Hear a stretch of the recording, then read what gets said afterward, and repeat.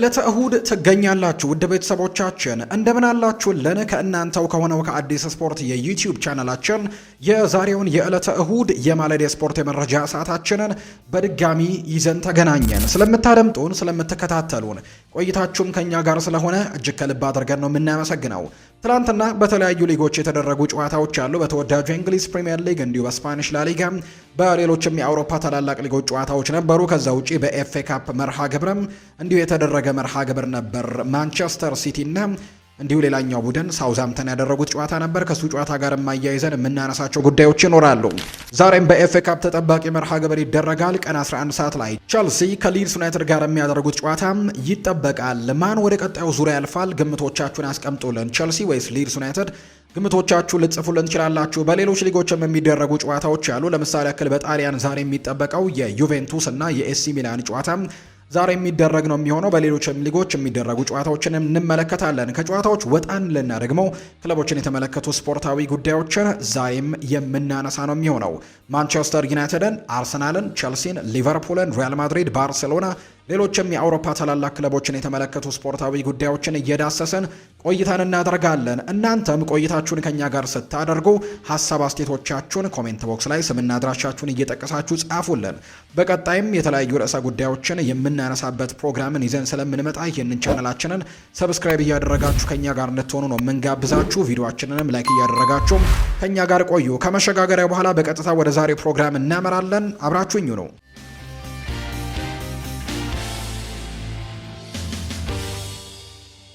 የሀገር ውስጥ መረጃን በማስቀደም ነው የዛሬ ፕሮግራማችንን የምንጀምረው። የአፍሪካ ዋንጫ ያለፈው የኢትዮጵያ ከ17 ዓመት በታች ብሔራዊ ቡድናችን ከሳምንት በኋላ በሚጀምረው የአፍሪካ ዋንጫ ጨዋታ የት ከተማ ላይ እንደሚያደርግ ይፋ ተደርጓል። በአሰልጣኝ ቤንጃሚን ዚመር የሚመራው የታዳጊ ቡድናችን የ17 ዓመት በታች ብሔራዊ ቡድናችን ከግብጻቸው ጋር ጨዋታውን እንደሚያደርግ ይታወቃል። የመጀመሪያውን ጨዋታ በዚህ መሰረትም ግንቦት 5 2018 ዓ.ም ከግብጽ ጋር ነው ጨዋታን የምናደርገው። ከ3 ቀናቶች በኋላ ግንቦት 8 ደግሞ ከሞሮኮ ብሔራዊ ቡድን ጋር እንጫወታለን። ከዛ በመቀጠል ግንቦት 11 ከቱኒዚያ ብሔራዊ ቡድን ጋር ነው ጨዋታ የምናደርገው። በርካታ የውድድሩ ጨዋታዎች በራባት ከተማ በመሐመድ አምስተኛ የእግር ኳስ ማዕከል ውስጥ እንደሚካሄዱ ነው ካፍ መረጃውን ይፋ ያደረገው። የመክፈቻው የግማሽ ፍጻሜና የፍጻሜ መርሃ ግብሮች ብቻ በግዙፉ ስታድ ሞላይ ስቴዲየም እንደሚደረግ ይፋ ተደርጓል። ስለዚህ የኢትዮጵያ ብሔራዊ ቡድን የፊታችን ግንቦት 5 ነው የመጀመሪያውን ጨዋታ ከግብጽ ብሔራዊ ቡድን ጋር የሚያደርገው። ሌላኛው በጉጉት የሚጠበቀው የሸገር ደርቢ ጨዋታ በቅዱስ ጊዮርጊስና በኢትዮጵያ ቡና መካከል ዛሬ አዲስ አበባ ስቴዲየም ከቀኑ 9 ሰዓት ላይ የሚደረግ ይሆናል። አሁን ላይ የጨዋታው የስቴዲየም መግቢያ ትኬቶች ሙሉ ተሽጠው መጠናቀቃቸውን ነው የሊጉ አክሲዮን ማህበር ይፋ ያደረገው። የስቴዲየሙ በሮችም ከቀኑ 6 ሰዓት ጀምሮ ክፍት እንደሚደረጉ ይፋ ተደርጓል። የመግቢያ ትኬቶች ቀድመው በኦንላይን ከቆረጡ ተመልካቾች ውጪ በር ላይ ትኬት እንደማይሸጥ ነው ይፋ የተደረገው። ያለ ልዩ የመግቢያ ፍቃድና ያለ ትኬት ወደ ስቴዲየም ማቅናትም እንደማይቻል አክሲዮን ማህበሩ ጨምሮ ይፋ አድርጓል። ሌላኛው የሀገር ውስጥ የመጨረሻ መረጃችን የሚሆነው በኢትዮጵያ ዋንጫ ሩብ ፍጻሜ ጨዋታ ትላንትና ሲዳማ ቡና ነገሌ አርሲን 2-1 በሆነ ውጤት ማሸነፍ ችሏል። ወደ ቀጣዩ ዙር ማለፉንም አረጋግጧል። የሲዳማ ቡናን የድል ግቦች አቤል ያለውና ዮሴፍ ዮሐንስ ሲያስቆጥሩ ለነገሌ አርሲ ኪቲካ ጂማ ነው ኳስና መረብን ማገናኘት የቻለው።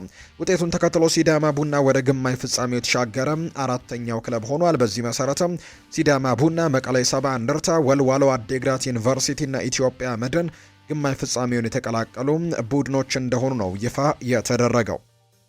ወደ ውጭ ሀገር ስፖርታዊ ጉዳዮቻችን በቀጥታ እናምራ። ውድ ቤተሰቦቻችን የተወዳጁ የእንግሊዝ ፕሪሚየር ሊግ የ34ኛ ሳምንት ጨዋታዎች ዕለተ ማክሰኞ ነበር ጅማሯቸውን ያደረጉት። ትላንትና ደግሞ ሌሎች በርከት ያሉ ጨዋታዎችን ተመልክተንበት ተጠናቋል። ትላንትና ወደ 5 ያክል ተጠባቂ ጨዋታዎች ናቸው በፕሪሚየር ሊጉ 34ኛ ሳምንት የተደረጉት። በጣም ተጠባቂ ጨዋታዎች ነበሩ በመሪነቱ ደረጃ ላይ። ከዛ ውጪ ላለመውረድ በሚደረገው ፉክክር ቻምፒየንስ ሊግ ቦታን ይዞ ለማጠናቀቅ በሚደረገው ትንቅንቅ ላይ እያንዳንዱ የፉክክር ደረጃዎች ላይ በጣም ጥሩ የሚባሉ ጨዋታዎችን ትላንትናም ተደርገው ተመልክተናል። ከነዚህ መካከል ፉልሃም ከአስተን ቪላ ጋር በክራቨን ኮቴጅ፣ ሊቨርፑል በሜዳው አንፊልድ ከክሪስታል ፓላስ፣ ዌስትሃም ዩናይትድ በሜዳው ለንደን ኦሎምፒክ ስቴዲየም ከኤቨርተን ጋር፣ ወልቭስ በሞሊኒው ከቶተንሃም ሆትስፐርስ፣ አርሰናል ደግሞ በኤምሬትስ ከኒውካስል ዩናይትድ ጋር ያደረጓቸው ጨዋታዎች ናቸው ትላንትና በፕሪሚየር ሊግ የተደረጉት። በቅደም ተከተላቸው እናንሳቸው። ፉልሃም እና አስተን ቪላ ያደረጉት ጨዋታ ቀድሞ የተደረገው አንደኛው መርሃ ግብር ነው። ክራቨን ኮቴጅ ላይ የተደረገ ጨዋታ ነው። እንግዲህ ይሄ ጨዋታም በተለይ ለአስተን ቪላ ለኡናይ ኤምሪ ቡድን የአውሮፓ ቻምፒየንስ ሊግን ለማረጋገጥና ከዛ ውጭ ደግሞ ደረጃቸውንም ለማሻሻል የትላንትናው ጨዋታ እጅግ በጣም ጠቃሚ ነበር። ምክንያቱም የትላንትናውን ጨዋታ አሸንፈው ቢሆን ኖሮ ምናልባት በደረጃ ሰንጠረዡ ዩናይትድ ጨዋታውን እስኪያደርግ ድረስ ሶስተኛ ደረጃነትን መረከብ የሚችሉበት እድሉ ነበራቸው። ነገር ግን የትላንትናውን ጨዋታ በፉልሃም መሸነፋቸውን ተከትሎ በደረጃ ሰንጠረዡ ላይ ከሶስተኛነት ወደ አምስተኛ ደረጃ ከአራተኛ ወደ አምስተኛ ደረጃ የወረዱበትን አጋጣሚ ጭምር ነው የተመለከትነው። የትላንትናውን ጨዋታ በፉልሃም መሸነፉን ተከትሎ ፉልሃም ትላንትና ማሸነፉን ተከትሎ ምናልባት የአውሮፓ ውድድሮችን የዩሮፓ ሊግና የኮንፈረንስ ሊግ ደረጃን ለመያዝም ወይም ለማግኘትም ትልቅ እድል እንዳለው አሁንም እየተመለከተን እንገኛለን። እርግጥ ነው በደረጃ ሰንጠረዥ ወገብ ላይ 10ኛ ደረጃ ላይ የተቀመጠው፣ ነገር ግን ዩሮፓ ሊግን ከሚያሳትፈው 6ኛ ደረጃ ዝቅ ያለው በ2 ነጥቦች ብቻ ነው። ስለዚህ የአንድ ጨዋታ ውጤት ሁሉንም ነገሮች ሊቀይሩት እንደሚችሉ ይታመናል። ፉልሃም በሜዳው ጨዋታውን 1-0 በሆነ ውጤት ሲያሸንፍ ብቸኛውን ጎል ያስቆጠረው ራያን ሴሴኞን ነው። 43ኛው ደቂቃ ላይ ያስቆጠረው ጎል ሁለቱን ቡድኖች የለየም ብቸኛ ጎል ሆኖ ተመልክተነዋል። በዚህም የአስተን ቪላ ቡድን የኡናይ ኤምሬ ቡድን ሶስተኛ ደረጃነትን ይረከባል ተብሎ ቢጠበቅም ነገር ግን ሳይሳካለት ቀርቷል። የትላንትናውን ወሳኝ ጨዋታ በሽንፈት ያጠናቀቀበት ሆኗል። ምናልባት በአውሮፓ ቻምፒየንስ ሊግ ተሳትፎ ላይ ከዚህ በኋላ የሚመዘገቡ ውጤቶች ደግሞ ለአስተን ቪላ እጅግ በጣም ወሳኝ ይሆናሉ ተብሎ ነው የሚጠበቀው። ሌላኛው አንፊልድ ላይ የተደረገው ጨዋታ ነው። ሊቨርፑል እና ክሪስታል ፓላስ ያደረጉት መርሃ ግብር ትላንትና ሲጠበቁ ከነበሩ ጨዋታዎች መካከል አንደኛው ነው። ሊቨርፑል በተለይ አሁን ላይ ወደ መጨረሻዎቹ ሳምንታት ላይ ተከታታይ ድሎችን እያመጣ ተመልክተነዋል። ትላንትናም ድል ቀንቶታል። ያለፉትን 3 የፕሪሚየር ሊግ ጨዋታዎችን በተከታታይ ያሸነፈበት ሆኖ ነው የተጠናቀቀው። ይህም ደረጃውን እንዲያሻሽል አድርጎታል። ከዛ ውጭ ከማንቸስተር ዩናይትድ ጋርም ተመሳሳይ ነጥብ ላይ ሆኖ ተመሳሳይ ጎል ዲፍረንስ ላይም ተቀምጦ ብዙ ጎል ባስቆጠረ በሚለው ብቻ ማንቸስተር ዩናይትድ በልጦት። እርግጥ ነው ማንቸስተር ዩናይትድ ገና አንድ ቀሪ ጨዋታ ያለው እሱንም ነገ ያደርጋል። እሱን ጨዋታ እስኪያደርጉ ድረስ ግን ተመሳሳይ አይነት ነጥብ፣ ተመሳሳይ የጎል ዲፍረንስ ወይም ንጹህ ጎሎች የምንለው ላይ ተቀምጠው ነው ሊቨርፑል 4ኛ ደረጃ ላይ የተቀመጠው። ከትላንትናው ጨዋታ ላይ ከዚህ የተሻለ ጎሎችን ማስቆጠር ቢችል ኖሮ ከዚህም በላይ 3ኛ ደረጃነቱን እስከዛ ድረስ መረከብ የሚችልበት እድል ነበረው። ትላንትና አሌክዛንደር ኢሳክ ነው ቀዳሚውን ጎል ማስቆጠር የቻለው። ከጉዳት ከተመለሰ በኋላ የመጀመሪያ ጎሉን በፕሪሚየር ሊግ ማስቆጠር የቻለበትን አጋጣሚ ጭምር ተመልክተናል። በተለይ ሁጎ ኤኪቲኬን በጉዳት ምክንያት ላጡት ሊቨርፑሎች አሌክዛንደር ኢሳክ ወደ ጎል ማስቆጠሩ መመለሱ በጣም ትልቁ መልካም ዜና ይሆናል ተብሎ ይታሰባል። ትላንትና 35ኛው ደቂቃ ላይ ነው ኳስና መረብን ያገናኘው ስዊድናዊ አጥቂ አሌክዛንደር ኢሳክ። ከዛ ውጪም አንድሪው ሮበርትሰን ደግሞ 40ኛው ደቂቃ ላይ ነው ቆንጆ ካውንተር ጎልን ማስቆጠር የቻሉት። በዚህ የጎል ኢንሲደንት ላይ ወይም ሮበርትሰን ባስቆጠረው ጎል ላይ ግብ ጠባቂው ፍሬዲ ውድመን የመጀመሪያው ጨዋታውን ነው ለሊቨርፑል ያደረገው። በኋላ ላይ በስፋት እናነሳዋለን። በተለይ የአሊሰን ቤከርም የጆርጂ መማርዳሽቪሊም የአንደኛውም የሁለተኛውን የሊቨርፑል ግብ ጠባቂዎች በጉዳት ምክንያት አለመኖር ነው ትላንትና ፍሬዲ ውድመንን ሶስተኛውን ግብ ጠባቂ እንዲጠቀሙ ያስገደዳቸው ለሊቨርፑሎች እና በትላንትናው ጨዋታ ግን በጣም ድንቅ የሚባል ፐርፎርማንስን ነው ይሄ ግብ ጠባቂ ማሳየት የቻለው። ከዛ ውጪ ሁለተኛው ጎል ሮበርትሰን ካስቆጠረበት ኢንሲደንት ስንጀምር ደግሞ ግብ ጠባቂው እጅግ አስገራሚ የሚባል ኳስን አድኖ ነው። እሱን ኳስ ነው እንግዲህ በካውንተር መጥተው ኳስና መረብን ያገናኙት ፍሎሪያን ቬርትስ። ከዛ ውጪ ደግሞ ከርቲስ ጆንስ ለአንድሪ ሮበርትሰን ተሰጥቶት ያስቆጠሩት ጎል እንደሆነ ትናንትና ተመልክተናል። ይሄ ጎል ለመቆጠሩ ደግሞ መነሻው የውድማን በጣም ቆንጆ የሚባለው ሴቭ እንደነበር ጭምር ነው የተመለከተው። ትናንትና ሞሐመድ ሳላ ሁለተኛው 45 የጨዋታ ክፍለ ጊዜ ላይ ጉዳት ገጥሞት ሲወጣ ተመልክተነዋል። ከዛ ውጪ ፍሎሪያን ቬርትስ 96ኛው ደቂቃ ላይ ሌላ ቆንጆ ጎል አስቆጥሮም ጨዋታውን 3-1 በሆነ ውጤት እንዲያሸንፉ አድርጓቸዋል። ዳንኤል ሙኞዝ ነበር 71ኛው ደቂቃ ላይ ለክሪስታል ፓላስ ጎል ያስቆጠረው። ይሄ ጎል በጣም አጨቃጫቂ ነገሮች ያሉት ግብ ጠባቂው ተጎድቻለሁ ብሎ በወደቀበት ኢንሲደንት ላይ ነው ጎል የተቆጠረውና ለበርካቶች እንግዲህ አጨቃጫቂ የሆነ ጎል እንደሆነ ተመልክተናል። በአጠቃላይ ግን ሊቨርፑል ቆንጆ በነበሩ ጎሎች በፍሎሪያን ቬርትስ፣ በአንድሬው ሮበርትሰን እና በአሌክዛንደር ኢሳክ 3 ጎሎች ታግዘው ጨዋታውን ማሸነፍ የቻለበትን አጋጣሚ ጭምር ነው የተመለከትነው። በትላንትናው ጨዋታ ላይ 9 የጎል ሙከራዎችን ያደረገው ሊቨርፑል ዘንድሮ ከተመለከትንበት በጣም ደካማ ነገሮች መካከል አንደኛው ሊቨርፑል በርከት ያሉ የጎል እድሎችን አለመፍጠሩ ነው። በዘንድሮ የውድድር ዓመት ያንን ነገር ነው እየተመለከትንበት የምንገኘው። ከዚህ ጋር በተያያዘ አሰልጣኝ አርነ ስሎት ሀሳባቸውን ሰጥተዋል። የግብ ዕድሎችን የማንፈጥርበት ለምን እንደሆነ አውቃለሁ ሲሉ ነው የተናገሩት። የሊቨርፑል አሰልጣኝ ሲናገሩ ቡድናቸው ለምን በቂ የግብ ዕድሎችን እንደማይፈጥር አውቃለሁ ሲሉ ጭምር ይናገራሉ። በቂ የግብ ዕድል የማንፈጥረው ለምን እንደሆነ አውቃለሁ ያሉት አርነ ስሎት ነገር ግን አሁን ላይ ስለ ምክንያቱ ማውራት አልፈልግም፣ ጊዜው አይደለም ሲልም ጭምር የተናገረው። የሊቨርፑል አጨዋወት አሰልቺ እየሆነ ነው፣ ብዙ የጎል ሙከራዎች የሉትም ብለው ጥያቄዎች ይቀርቡልኛል። ይህንን መስማት አልፈልግም፣ በተወሰነ ነገር ግን እውነት አለው ሲልም ጭምር የተናገረው። ስለዚህም ይህንን ነገር ለማሻሻል እንሞክራለን ሲልም ጭምር የተናገረው። ትናንትና ጨዋታውን 3-1 በሆነ ውጤት ቢያሸንፍም ነገር ግን በጨዋታው ላይ ያደረጉት የሙከራ ብዛት 9 ነው። 3ቱ ደግሞ ኢላማቸውን የጠበቁ ሙከራዎችን ነው ወደ ጎልነት የቀየረው። በአንጻሩ በተሸናፊው በክሪስታል ፓላስ በኩል 14 የጎል ሙከራዎችን ተመልክተናል። 7ቱ ኢላማቸውን የጠበቁ ሙከራዎችን ጭምር ነው በትናንትናው ጨዋታ ላይ በክሪስታል ፓላስ በኩል የተመለከትነውና አሰልጣኝ አርነ ስሎት ይህንን ነገር በቶሎ ማሻሻል ይኖርባቸዋል ተብሎ ይታሰባል። ምንም እንኳን የትላንትናውን ጨዋታ 3-1 በሆነ ውጤት ቢያሸንፉም ቀጣይ ደግሞ ከማንቸስተር ዩናይትድ ጋር የሚያደርጉት ጨዋታ ለሶስተኛ ደረጃነቱ ለመያዝም የሚደረግ እርስ በርስ የሚደረግ ትንቅንቅ እንደመሆኑ ሊቨርፑሎች ያንን ነገር በቶሎ ማስተካከል እንዳለባቸው ነው በርካቶች ሀሳቦቻቸውን እየሰጡም የሚገኙት። በአጠቃላይ ሊቨርፑል ሶስተኛ ተከታታይ ድሉን እንዳልኳቸው በፕሪሚየር ሊጉ ማስመዝገብ ችሏል። ግብ ጠባቂ ፍሬድሪ ውድመን ትላንትና የመጀመሪያ ጨዋታውን ነው ለሊቨርፑል በፕሪሚየር ሊግ ያደረገውና እጅግ በጣም ቆንጆ የሚባለውን ጨዋታ ተመልክተናል። በዚህ ግብ ጠባቂ በኩል ከጨዋታ በኋላ ሀሳቡን ሰጥቷል። ለኔ የማይታመን ቅጽበት ነበር። ይህንን ክለብ ስቀላቀልም በአንፊልድ የፕሪሚየር ሊግ ጨዋታን አደርጋለሁ ብዬ አንድም ቀን አስቤ አላውቅም ሲል ነው የሚናገረው።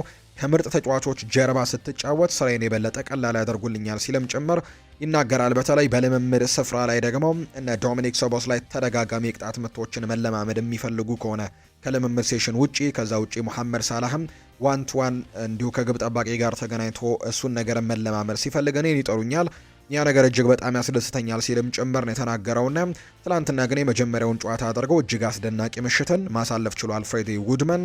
እንዲሁም አስደናቂ ምሽትን ለራሱ ያሳለፈበት ጨዋታ ሆኗል። አንድ ጎል ቢቆጠረበትም በጨዋታው ላይ ግን በጣም ቆንጆ የሚባሉ ሴቮችን ጭምር ያደረገበት 7 ኢላማቸውን የጠበቁ ሙከራዎችን ነው ክሪስታል ፓላሶች ያደረጉት። ከ7ቱ የተቆጠረው አንዱ ጎል ብቻ ነውና 6ቱን ኢላማቸውን የጠበቁ ሙከራዎችን በቆንጆ መልኩ ያወጣበት አጋጣሚ ነው ያለው።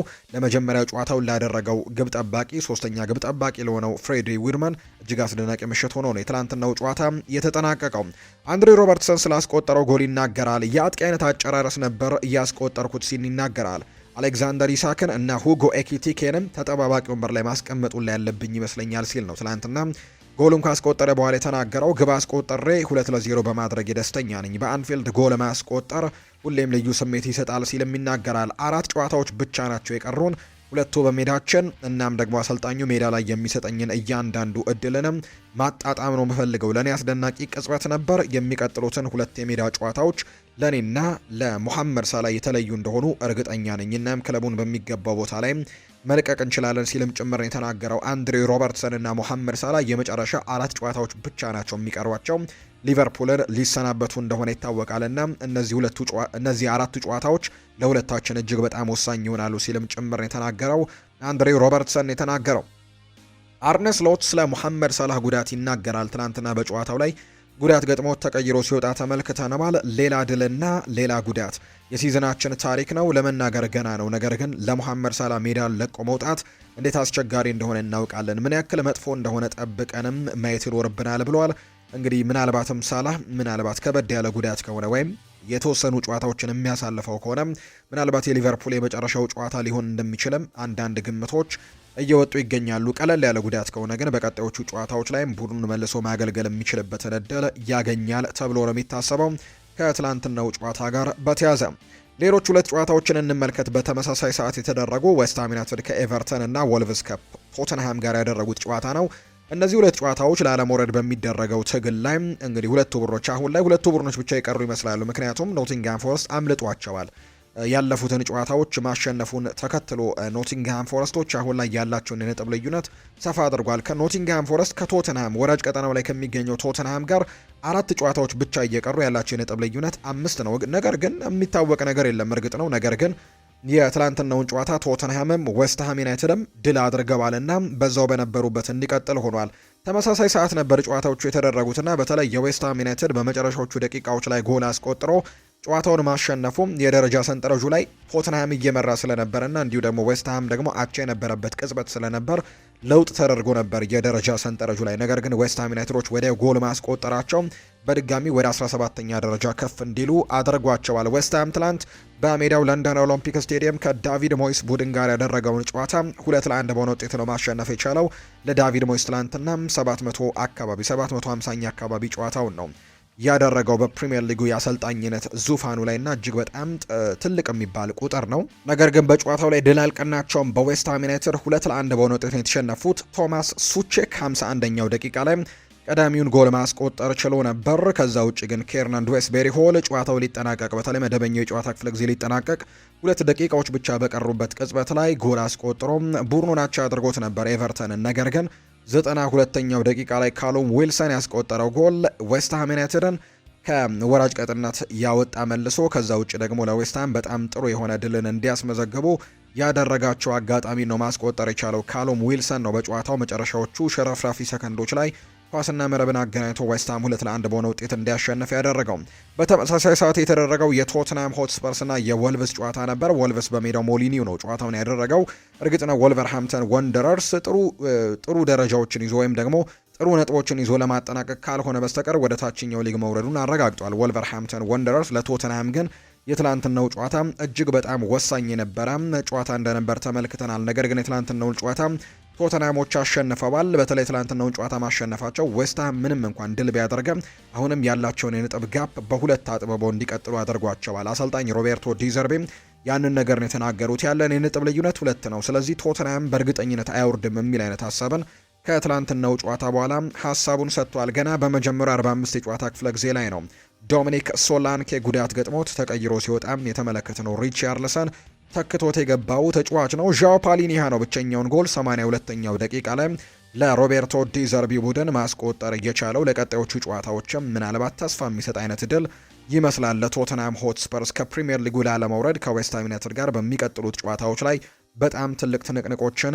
ያደርጋል ተብሎ ነው የሚታሰበው። ቶተንሃም ከ15 የፕሪሚየር ሊግ ጨዋታዎች በኋላ ነው ትላንትና የመጀመሪያ ድሉን ማሳካት እንደቻለ የተመለከትነው። በቀጣይ ቶተንሃም ከአስተን ቪላ ጋር ነው ጨዋታውን የሚያደርገው። በተለይ አስተን ቪላ ደግሞ በዚህ ሳምንት አጋማሽ የዩሮፓ ሊግ ጨዋታን ከኖቲንግሃም ፎረስት ጋር ያደርጋልና ከዛ ጨዋታ ከተወሰኑ ከ2 ቀናት በኋላ ስለሆነ የሚያደርገው ምናልባት የተወሰኑ ድካሞች ሊኖርባቸው እንደሚችል ይታመናል። ቶተንሃም ያንን ነገር ተጠቅሞ ጨዋታውን ለማሸነፍም ሙከራን ያደርጋል ተብሎ ይታሰባል። በአንጻሩ ዌስትሃም ዩናይትድም ከብሬንትፈርድ ጋር ነው ጨዋታውን የሚያደርገውና ጠንከር ያሉ ተጋጣሚዎች ሁለቱ ቡድኖች ይገጥማቸዋል ተብሎ ይታሰባል። ቀጣይ የሚደረጉ ጨዋታዎች ናቸው። ትናንትና በጉጉት ሲጠበቅ የነበረው ጨዋታ ልክ ምሽት 1 ሰዓት ከ30 ሲል የጀመረው አርሰናል እና ኒውካስል ዩናይትድ ያደረጉት የተወዳጁ የእንግሊዝ ፕሪሚየር ሊግ የ34ኛ ሳምንት መርሃ ግብር ነው። የተወዳጁ የእንግሊዝ ፕሪሚየር ሊግ ሊጠናቀቅ 4 ሳምንታት ብቻ ነው የቀሩት። በእነዚህ 4 ሳምንታት ውስጥ በጣም ትልልቅ ነገሮችን ልንመለከት እንደምንችል በርካቶች ይጠብቃሉ። ከነዛ መካከል አርሰናል ትናንትና በሜዳው ኤምሬትስ ስቴዲየም ምናልባት ካሉበት ጨዋታዎች መካከል ከተመለከትን ወረቀት ላይ ጠንከር ያለው ጨዋታ ይመስላል የትላንትናውን ጨዋታ። ነገር ግን የትላንትናውን ጨዋታ በድል ነው አርሰናል ማጠናቀቅ የቻለው። ከኤዲሃው ኒውካስል ዩናይትድ ጋር ነው የትላንትናውን ጨዋታ ያደረጉት። ሁለቱም ቡድኖች ያለፉት ሳምንታቶቻቸው ጥሩ የሚባሉ አልነበሩም። በተለይ በአርሰናል ቤት ውጥረቶች የነገሱባቸው ሳምንታቶች እንደነበሩ እናስታውሳለን። በተለይ በፕሪሚየር ሊጉ ያለፉትን 2 ተከታታይ ጨዋታዎች መሸነፋቸው በፕሪሚየር ሊጉ የደረጃ ሰንጠረዥ ላይ የነበራቸውን የሰፊ ነጥብ ልዩነት መሪነትን ጋፕ በማንቸስተር ሲቲ የጠበበበት አጋጣሚን ጭምር ተመልክተናል። ከበርካታ የመሪነት ሳምንታት በኋላ በድጋሚ ወደ 2ኛ ደረጃ የሚወረዱበት ሳምንትም ጭምር እንደነበር እናስታውሳለን። ይህ ለአርሰናል ደጋፊዎች እጅግ በጣም አሳዛኝና አሳማሚ ሳምንት እንደነበር ተመልክተናል። የትላንትናውን ጨዋታ በሜዳቸው ያደረጉት አርሰናሎች በተለይ በኤምሬትስ ስቴዲየም የነበረው የደጋፊው ድባብ ደግሞ ጎሉ ከመቆጠሩ በፊት የነበረው ድባብ በጣም በጭንቀት የተሞላበት ጨዋታዎቹም እየገፉ በነበሩበት ሰዓት ላይ እንዲሁ ጭንቀቶች የነበሩበት አጋጣሚን ጭምር ተመልክተናል እና ይሄም በደጋፊዎቹ መካከል ያለው ስጋትና እንዲሁ ጭንቀት ደግሞ ተጫዋቾቹ ላይ ጭምር ሲጋባ የነበረበትን ሪፖርትም ጭምር ከዚህ በፊት አቀርበንላችሁ እንደነበር እናስታውሳለን እና ያለፉትን 2 የፕሪሚየር ሊግ ጨዋታዎች ተሸንፈው እንደመምጣታቸው ከዚህ በኋላ የሚደረጉ እያንዳንዱ ጨዋታዎች ውጤት ለዋንጫ ፉክክሩ በጣም ወሳኝ ይሆናሉና እያንዳንዱን ጨዋታ ማሸነፍ እያንዳንዱ ላይ የሚያስቆጥሩት የጎል ብዛትም ለዋንጫው እጅግ በጣም ጥሩ የሚባሉ ውጤቶችን ማምጣት ምንም አይነት ስህተት ከዚህ በኋላ በፕሪሚየር ሊጉ ላይ እንደማያስፈልግ የተረዳንበት ጊዜ ላይ ነው አሁን የምንገኘውና ትናንትና አርሰናል ጨዋታውን አሸንፎ በድጋሚ ወደ ሊጉ መሪነት የተመለሰበት መርሃ ግብር ሆኗል። ማስታወስ ያለብን ግን አሁንም ቢሆን ማንቸስተር ሲቲም ቀሪ አንድ ጨዋታ እንዳለው ነው። ትናንትና በተወዳጁ እንግሊዝ ፕሪሚየር ሊግ አርሰናል ኒውካስል ዩናይትድን ነው 1-0 በሆነ ውጤት ማሸነፍ የቻለው። ጨዋታው ገና በመጀመሪያዎቹ ደቂቃዎች 9ኛው ደቂቃ አካባቢ ላይ የተቆጠረ ጎል ነው። ኤቢቼ ኢዜም እንደተለመደው በጣም ግሩም የሆነ ጎልን ትላንትና ማስቆጠር ችሏል። ልብ ብላችሁ ከተመለከታችሁ ባለፉት ጥቂት ሳምንታት ወይም ጥቂት ቀናቶች አርሰናል ያደረጋቸው ጨዋታዎች ላይ ከማዕዘን ምቶች ላይ የነበራቸው እንዲህ ጥሩ ቁጥሮች አሁን ላይ እየተቀየሩ የመጡበት ወይም ደግሞ እንደ መጀመሪያዎቹ ሳምንታትና እንደ መጀመሪያዎቹ ጊዜያቶች ላይ የማዕዘን ምቶቻቸው በጣም ወሳኝ ሲሆኑ አልተመለከትንም ነበር ባለፉት ጥቂት ጨዋታዎች ላይ። ያንን ነገር በተወሰነ መልኩ ለመቀየር ደግሞ የሴት ፒስ አጠቃቀማቸውን ለመቀየር ባለፉት ጥቂት ጨዋታዎች ላይ ሲሞክሩ ተመልክተናል። ኳሱን ሲያስጀምሩ ተመልክተናል እና ትላንትና ያ መንገድ ነው ለአርሰናል ጎል ያስቆጠረው። አዲሱ የሴት ፒስ መንገድ ኤብሪቼ ኢዜን በጣም ቆንጆ ጎል እንዲያስቆጠር አድርጎታል። አርሰናል ባለፉት 3 ጨዋታዎች አካባቢ የማዕዘን ምቶችን ከማሻማት ይልቅ ጀምረው ወደ ጎል ለማስቆጠር ጥረት ሲያደርጉ የተመለከትንበት አጋጣሚ ነበር። ነገር ግን ባለፉት ጨዋታዎች ላይ ይሄም መንገድ ውጤት አላመጣላቸውም ነበር። አርሰናል በመጀመሪያው አጋማሽ ላይ 3 የማዕዘን ምቶችን ያገኘ ሲሆን 3ቱንም አስጀምሮ የመጀመሪያው ደግሞ ሳይሞከር ተነጠቁ። ሁለተኛው ደግሞ ለኤዜም በጣም በግሩም ሁኔታ ካይ ሃቨርትስ ያቀበለውን ኳስ ደግሞ እንዲሁ ወደ ጎልነት የቀየሩበትን አጋጣሚ ጭምር እየተመለከት ነውና የአርሰናል አዲሱ የቆመ ኳስ አጠቃቀም ትናንትና ፍሬ ሲያፈራ ተመልክተናል። ለዚህም ደግሞ አርሰናል ተገማች እንዳይሆንም እንደዚህ አይነት መንገዶችንም ጭምር መከተል እንዳለበት የሚያሳዩ ነገሮችን ተመልክተናልና ትናንትና ያንን ነገር ነው የተመለከትነው። አርሰናል ጎል ያስቆጠረበት መንገድ በዚህ መልኩ ነው። ትናንትና ኳስና መረብን ያገናኘው ነገር ግን እጅግ በጣም ቆንጆ ጎል ነበር። ትናንትና ኤቢሪቼ ኢዜም ኳስና መረብን ያገናኘው አርሰናል ትናንትና አሸነፈው ሙሉ 3 ነጥብን አሳክቶ መውጣት ችሏል። ነገር ግን በትላንትናው ጨዋታ ላይ ለአርሰናል በጣም አስከፊ የሚባለው ነገር ጉዳት የገጠማቸው ተጫዋቾች መኖራቸው ነው። አርሰናል ኤዜና ካይ ሃቨርትስ እንዲሁም አንዳንድ ሪፖርቶች እንደሚያሳዩት ከሆነ ከጨዋታው በኋላ ጋብርኤል ማርቲኔሊም የተወሰኑ ጉዳቶች ሳይገጥሙት አልቀረም የሚሉ አይነት ዘገባዎች እየወጡ ነው። ሜዳ ላይ ግን ኤብሪቼ ኢዜና ካይ ሃቨርትስ ጉዳት ገጥሟቸው ተቀይሮ ሲወጡ ተመልክተናል። በተለይ ካይ ሃቨርትስ 34ኛው ደቂቃ አካባቢ ላይ በቪክተር ዮኬሬሽ ተቀይሮ ሲወጣ ተመልክተናል። ቪክተር ዮኬሬሽ ተክቶት ሲገባ ተመልክተናል። እንዲሁ ደግሞ ኤዜም በማርቲኔሊ ተቀይሮ የወጣበት አጋጣሚ ጭምር ነው የነበረውና እነዚህ ሁለት ተጫዋቾች በጉዳት ምክንያት ነው ተቀይረው የወጡት። ነገር ግን አብዛኞቹ ሪፖርቶች እንደሚያሳዩት በተለይ የኤዜ ጉዳት ቀለል ያለና ለጥንቃቄ ሲባል ተቀይሮ እንደወጣ የሚያሳዩ ነገሮች ያሉ። አርሰናል ማሸነፉን ተከትሎ ቀሪ አንድ ጨዋታ ያለውን ማንቸስተር ሲቲን በ3 ነጥቦች በልጦ ነው ሊጉን እየመራ የሚገኘው። የኤዲሃው ኒውካስል ዩናይትድ ባለፉት ሳምንታት በተለይ በዚህ ውድድር ዓመት በፕሪሚየር ሊጉ ጥሩ የሚባሉ ጊዜያቶችን እያሳለፈ አይገኝም። ያለፉትን 4 የፕሪሚየር ሊግ ተከታታይ ጨዋታዎች በሽንፈት ነው ያጠናቀቀው። አምና እንግዲህ የአውሮፓ ቻምፒየንስ ሊግ የሚያሳትፈውን ቦታ ይዞ ማጠናቀቁን እናስታውሳለን። ዘንድሮ ግን እጅግ አስከፊ ጉዞ ነው እያደረጉ የሚገኙት። 42 ነጥቦችን ብቻ ነው የሰበሰቡት።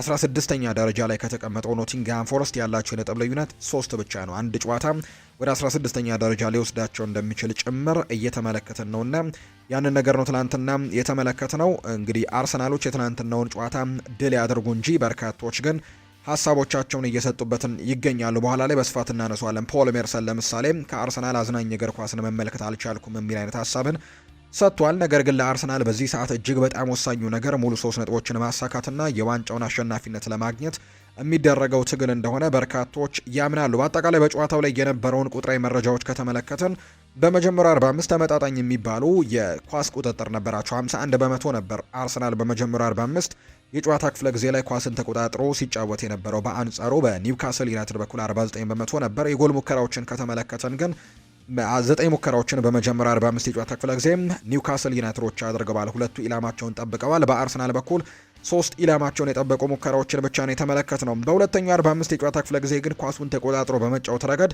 ኒውካስል ዩናይትድ የተሻሉ ቁጥሮችን ማስመዝገብ ችሏል። እንዲሁ 61 በመቶ የኳስ ቁጥጥር ነበረው። በአጠቃላይ ተመጣጣኝ የሚባል የኳስ ቁጥጥር በሁለቱ አጋማሾች ላይ ተመልክተናል። በአጠቃላይ ሁለቱንም ሀፍ ከተመለከትን በአቬሬጅ 55 በመቶ ነበር የኒውካስል የኳስ ቁጥጥር። በአርሰናል በኩል 45 በመቶ የኳስ ቁጥጥር ተመልክተናል። 13 የጎል ሙከራዎችን ያደረጉት ኒውካስሎች በአንጻሩ አርሰናል 11 የጎል ሙከራዎችን አድርገው ነው በትናንትናው ጨዋታ ላይ የወጡት። 1-0 በሆነ ውጤት ማሸነፍ ችለዋል። ኤቢሪቼ ኢዜ ባስቆጠረው ብቸኛ ጎል አርሰናል ማሸነፉን ተከትሎ አሁን ላይ የደረጃ ሰንጠረዡን መምራት ችሏል። የፊታችን ረቡዕ ደግሞ የአውሮፓ ቻምፒየንስ ሊግ ወሳኝ ጨዋታውን የሚያደርግ ነው የሚሆነው። ከጨዋታው በኋላ አሰልጣኝ ሚኬል አርቴታ በርከት ያሉ ጉዳዮችን አጋርቷል። በምሽቱ ጨዋታ በአርሰናል በኩል ካይ ሃቨርትስ እና ኤብሪቼ ኢዜ ጉዳት ገጥሟቸው ሲወጡ ተመልክተን ነበር እና ከዚህ ጋር በተያያዘ አርቴታ ምላሹን ሰጥቷል። የተጫዋቾቹ ጉዳት መጠነኛ የጡንቻ ጉዳት ነው ሲልም ነው የተናገረው። ስለዚህም ስለ ሁኔታው በደንብ ደግሞ ሰፊ ነገሮችን ተመልክተን ማብራሪያዎችን በቀጣዮቹ ቀናት ላይ ለመስጠት እንሞክራለን ሲልም ጭምር ነው የተናገረው አርቴታ። ጉዳቱ ከባድ ይሆናል ብለን ግን አንጠብቅም ብሏል አርቴታ። ረቡዕ ዝግጁ የሚሆኑ ካሉ እናያለን ሲልም ጭምር ነው የተናገረው። ማሻሻል ያሉብን የተወሰኑ ነገሮች እንዳሉም ወይም ደግሞ የተወሰኑ ክፍተቶችንም ተመልክተናል በጨዋታው ላይ ሲል ይናገራል አሰልጣኝ ሚኬል አርቴታ። በጨዋታው ውጤት ቢደሰትም በቡድናቸው ላይ ግን ክፍተቶች እንዳሉ አልሸሸገም ወይም አልደበቀም። በውጤቱ በጣም ደስተኛ ነኝ ያለው አርቴታ በጨዋታው ላይ ዲሲፕሊንና ድፍረትም አሳይተን የወጣ ነው፣ ነገር ግን በተለይ አጨራረስና ጥሩ እድሎችን መጠቀም ላይ ግን መሻሻል አለብን ሲልም ነው የተናገረው። ማሻሻል ያሉብን ነገሮች ያሉ ሲልም ሚኬል አርቴታ ጨምሮ ይናገራል። ኳስን መልሶ ለመውሰድ የምናደርገው ጥረትና የተጋጣሚን የማጥቃት ሂደት ማቋረጥ ላይ በተሻለ መስራት አለብን ሲልም ነው አርቴታም ጨምሮ የተናገረው። የአርሰናል አምበል ማርቲን ኦዴጋርድም ይናገራል። ከትላንትናው ጨዋታ በኋላ ቡድኑ ዋንጫውን ለማሸነፍ በሚያደርገው ፍልሚያ ላይ እንዲበረታ ነው እየጠየቀ እንደሚገኝ የተነገረው። ወደፊት መግፋታችንን መቀጠል አለብን ያለው ኦዴጋርድ የመጨረሻው ወቅት ላይ መፋለም አለብን ሲልም ይናገራል። አክሎም እያንዳንዱን ጨዋታ ለማሸነፍና ያለንን ሰተን መፋለምም ይኖርብናል፣ እያደረግነውም ያንን ነው ሲልም ጭምር የተናገረው። ወደ መሪነት ስለመመለሳቸውም ተጠይቆ ነበር ኦዴጋርድ። ይሄ መሆን የምንፈልግበት ቦታ ነው ሲልም ይናገራል። ኤዜ በአንጻሩ ደህና ነኝ፣ ሁሉ ነገር ለጥንቃቄ ሲባል የተደረገ ነው ሲልም ነው ቀለል ያለ ጉዳት እንደገጠመው የተናገረው። ከውጭ የሚመጣው ጫና በላይ እኛ ራሳችን ላይ ነው ጫናዎችን እያሳደረን የምንገኘው ሲልም ይናገራል። ከውጭ ከሚነገሩብን ነገሮች ይልቅ ደጋፊዎችና እንዲሁ ራሳችን ደግሞ ራሳችን ላይ የምንፈጥረው ጫና እጅጉን ይበልጣል ሲልም ይናገራል። አሁን ያለንበት የሚያምር ቦታ ላይ ነው። ክለቡ ረጅም ጊዜም ያላሳካውን ነገር ለማሳካትም ዝግጁ እንሆናለን ሲልም ጭምር ተናግሯል። ኤቢሪቼ ኢዜ ትላንትና ጎል አስቆጣሪው ተጫዋች ሚኬል አርቴታ ሲናገር በድፍረት በመጫወት ረገድና በዲሲፕሊን አጫወትም ጥሩ ሰርተናል ብዬ አስባለሁ። በመከላከሉ ደረጃ እጅግ በጣም ደስተኞች ነን። ነገር ግን ከኳስ ጋር በብዙ ቦታዎች ላይ ልናሻሽላቸው የሚገቡ ነገሮች አሉ። በምንገኝባቸው ቦታዎች ላይም ነገሮችን እያጠናቀቅን አይደለም። የሆነ ያክል ያለቀ ነገር ሊኖረን ይገባል ሲልም ይናገራል። ካይ ሃቨርትስና ቡካዮ ሳካ ግን አንድ ላይ በዚህ ሲዝን አንዴም አልተጫወቱም ነበር። እንዲሁ ለመጫወትም ብቁ አልነበሩም። በዚህ የውድድር ዘመን በርካታ ነገሮችን ለማስተናገድም ተገደናል። አንዳንድ ተጫዋቾች በጉዳት አጥተናል። ነገር ግን ቡድኑ መፎካከሩን አሁንም መቀጠል አለበት ሲል የተናገረው። በድሉ በጣም ደስተኛ ነኝ። ትልቅ የግብ ልዩነት ማሸነፍ ነበረብን። ይህ ጨዋታ ምን ያክል አስፈላጊ እንደሆነ አውርተን ነበር። እድሎችን መጨረስ ያስፈልገን ነበር። የጨዋታ ውጤት 1-0 ቢሆንም ሁልጊዜም ግን አሁንም ቢሆን ማሸነፋችንን መቀጠል ይኖርብናል ሲልም ጭምር ነው የተናገረው። ሁልጊዜም ይከብዳል፣ ምክንያቱም ኒውካስሎች ከቤንች ጭምር ጥራት ያላቸው ተጫዋቾች አሏቸውና እነሱን ቀይረው ሲያስገቡም እንደነበር ተመልክተናል። በዚህ ምክንያቱም ጨዋታው ከበድ ያለ እንደነበረም ጭምር ተመልክቻለሁ ሲልም ነው የተናገረው። አርቴታ ቪክተር ዮኬሬሽ ላይ ስለተሰራው ጥፋትም ተናግሯል። 10 ጊዜ ደጋግሜ ተመልክቼዋለሁ። ግልጽ ቀይ ካርድ ማሰጠት የነበረበት ኳስ ነው። ኳሱን አይተህ የምታክ ከሆነ ያ ቀይ ካርድ እንደሆነ ነው በእርግጠኝነት መናገር የምትችለው ሲልም ይናገራል። ከማንቸስተር ሲቲ ጋርም ተመሳሳይ ነገር ነው ያለን። ኩሳኖቭ የመጨረሻው ሰው ሆኖ ነው ጥፋት የሰራው። እንዲሁም ቀይ ካርድም ነበር የሚገባው። ዋንጫው እዛ ጋር ነው። ስለዚህም ደግሞ እነዚህ ጋር ልዩነቶች ዋንጫን ነው የሚያመጡት። ማንኛውም ተጫዋችን መጠየቅ ትችላለህ። ግልጽ ቀይ ካርድ መሆን ነበረበት ሲልም ይናገራል አሰልጣኝ ሚኬል አርቴታ። ፖል ሜርሰን ግን አርሰናልን ማየት አሁንም እያዝናናኝ አይደለም ሲልም ጭምር ይናገራል። የቀድሞው ተጫዋች ፖል ሜርሰን በአሁኑ ሰዓት የአርሰናል ጨዋታ አዝናኝ ያለመሆኑን ነው የሚናገረው። በአሁኑ ሰዓት ቡድኑን መመልከት በጭራሽ አዝናኝ አይደለም፣ በውጥረትና ጭንቀት የተሞላን ጨዋታ ነው የሚጫወቱት ሲል ፖል ሜርሰን ይናገራል። ቡድኑ ዋንጫውን ካሸነፈ ረጅም ጊዜ እንደሆነ የገለጸው ተጫዋቹ አሁን መደሰት ነበረባቸው፣ ነገር ግን ያንን ማድረግ ከባድ ነው ብሏል። አያይዞም አርሰናል ቀጣይ ሳምንት ፉልሃምን ካሸነፈ ፕሪሚየር ሊጉን ያሳካል ሲል ግምቱን አስቀምጧል ፖል ሜርሰን። ምክንያቱም አርሰናል ልዩነቱን ወደ 6 ያሰፋል። ማንቸስተር ሲቲ በ6 ነጥብ ተበልጦ ኤቨርተንን መቅጠም ጫና ይበዛበታል ሲልም ነው ፖል ሜርሰን እየተናገረ የሚገኘው። 6 ነጥብ ይበልጣል ማለቱም ቀጣይም በድጋሚ ማንቸስተር ሲቲ አሁን አንድ ቀሪ ጨዋታ እንዳለ ይታወቃል። ትላንትና የፕሪሚየር ሊግ ጨዋታ ሳይሆን የኤፍኤ ካፕ መርሃ ግብር ነው ያደረገውና በቀጣይ የኤቨርተኑን ጨዋታ ከማድረጉ በፊት ነው ሁለተኛ ጨዋታውን አርሰናል የሚያደርገውና ሲቲ ጨዋታን ሳያደርግ አርሰናል በድጋሚ ለተቀዳሚ ላይ ጨዋታውን ያደርጋል። ስለዚህ ያንንም ጨዋታ የሚያሸንፍ ከሆነ ሲቲ 2 ቀሪ ጨዋታ እየቀረው በ6 ነጥብ ይበልጣል ማለት ነው። ያ ነገር ደግሞ ጫናዎች ያበዛበታል ማንቸስተር ሲቲ ሲልም ነው ፖል ሜርሰን እየተናገረ የሚገኘው። በአጠቃላይ አርሰናል ግን ትናንትና ወሳኝ የተባለ ድልን አሳክቶ መውጣት የቻለበት ጨዋታ ሆኖ ተጠናቋል። ከተወዳጁ የእንግሊዝ ፕሪምየር ሊግ መረጃዎች ወጣ እንበልና ደግሞ በኋላ ላይ የደረጃ ሰንጠረዡን እናነሳለን። በዛው በእንግሊዝ የኤፍኤ ካፕ መርሃ ግብር ትላንትና ተደርጓል። የእንግሊዝ የኤፍኤ ካፕ መርሃ ግብር በዌምብሌይ ነው ትላንትና የተደረገው። ወደ ፍጻሜው ለማለፍ የተደረገ ትልቅ ትንቅንቅ የነበረበት ጨዋታ ነው ትላንትና የተመለከትነው። ማንቸስተር ሲቲና የሻምፒዮንሺፑ ክለብ ሳውዝ ሃምፕተን ያደረጉት ጨዋታ ነው ትላንትና የተደረገው። በጨዋታው ላይ በተለይ አሰልጣኝ ፔፕ ጓርዲዮላ ከወሳኝ ተጫዋቾቻቸው አብዛኞቹን አሳርፈው የገቡበት መርሃ ግብር እንደነበር ተመልክተናል። በግብ ጠባቂነት ያው የካፕ ጨዋታዎች ላይ ብዙ ጊዜ እንደሚያደርጉት ጄምስ ትራፎርድን ነው በቋሚ ግብ ጠባቂነት የተጠቀሙት። ከዛ ውጭ ግን በተከላካይ ስፍራ ላይ ማታያስ ኑኔስን በቋሚነት ተጠቅመዋል። ከዛ ውጭ ግን በመሃል ተከላካይ ላይ የማርክ ጉሂንና የኩሳኖቭን ጥምረት ሲጠቀሙ እናውቃለን። በትናንትናው ጨዋታ ላይ ግን ስቶንስንና አኬን ተጠቅመዋል።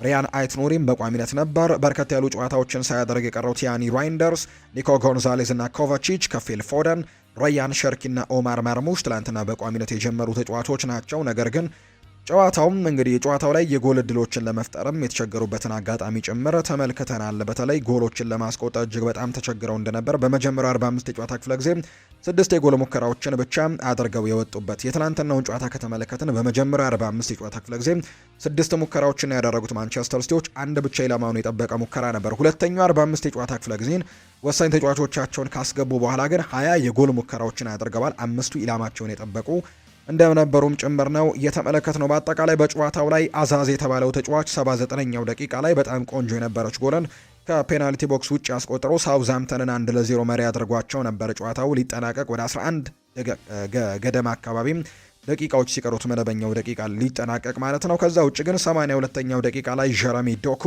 ኳስና መረብን አገናኘ። ከዛ ውጭ ኒኮ ጎንዛሌስ ደግሞ 87ኛው ደቂቃ ላይ ያስቆጠረው ጎል ማንቸስተር ሲቲን ለአራተኛ ተከታታይ የውድድር ዓመት ወደ ኤፍኤ ካፕ የፍጻሜ ተፋላሚ እንዲሆንም ያደረገውን ውጤት እንዲያመጣ አድርጎታል። ማንቸስተር ሲቲ ማሸነፉን ተከትሎ ለእንግሊዝ ኤፍኤ ካፕ ፍጻሜ መድረሱን አረጋግጧል። በዚህ የውድድር ዓመት ካራባው ካፕን ማሸነፋቸውን እናስታውሳለን። በፕሪሚየር ሊጉ በዋንጫ ፉክክሩ ላይ ይገኛሉና ከዛ ውጭ የኤፍኤ ካፕ የፍጻሜ ተፋላሚ መሆናቸውን አረጋግጠዋል።